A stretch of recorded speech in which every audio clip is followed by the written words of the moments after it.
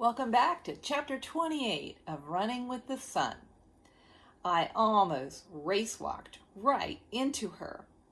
She was standing just around the corner from the library meeting room. Yes, I'd gotten rid of the Sydney earworm, but here she was in person, right outside our COPE meeting. "So," she hissed, drawing out the letter S and locking eyes with me. "In there plotting with your weird homeschooling friends?" I could feel the hot blush streaming into my cheeks. Maybe I'll just fry to a crisp right now, even with her icy gaze on me, I thought. Then, from somewhere in my butterfly-filled stomach, a decent comeback came flying up.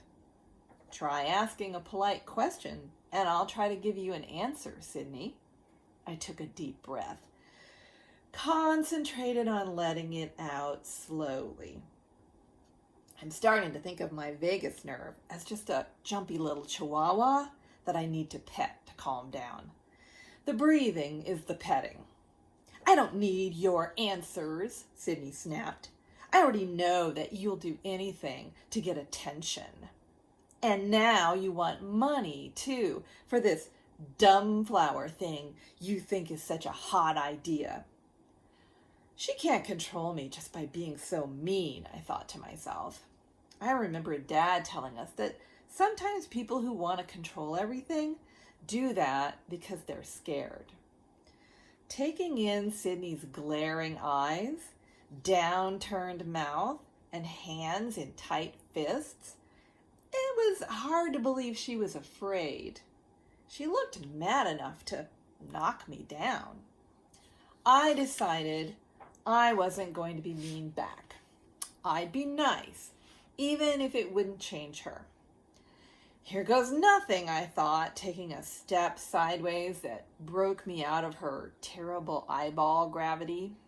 I was, after all, on a mission of my own. "Sydney, you and Tessa are invited to join our Children Own Planet Earth group. All kids are welcome. Now, if you want to come with me, I'm just going to get Mr. Valdez. We're ready to tell him about our latest plans for the Running with the Sun event." I started walking away as she shook her head so hard I thought it might make her dizzy. "As if," Sydney exclaimed, "as if I'd want to be part of your weirdo club." "Nicer than hanging around here in the hall all by yourself," I called out over my shoulder as I kept on walking. Sydney was gone when Mr. Valdez and I came back. I felt like she'd left a dark shadow of herself cast on the hallway floor. But I was proud that I hadn't let her put me down. I'd faced her totally on my own, and she hadn't made me shrink. My superhero breathing was starting to pay off with my inner chihuahua. I couldn't wait to tell May about it. Plus, it was becoming clear that the Franklins couldn't stop us. Even Mrs. Lawhorn was in favor of the Smart Flower. The library board liked our event idea, and lots of kids from school and homeschool had joined COPE. We were just about to set a date for Running with the Sun. That's probably why Sydney was so angry. "Sydney just wants to mow us down," Sam said when I told him what had happened. "Because we really are grassroots.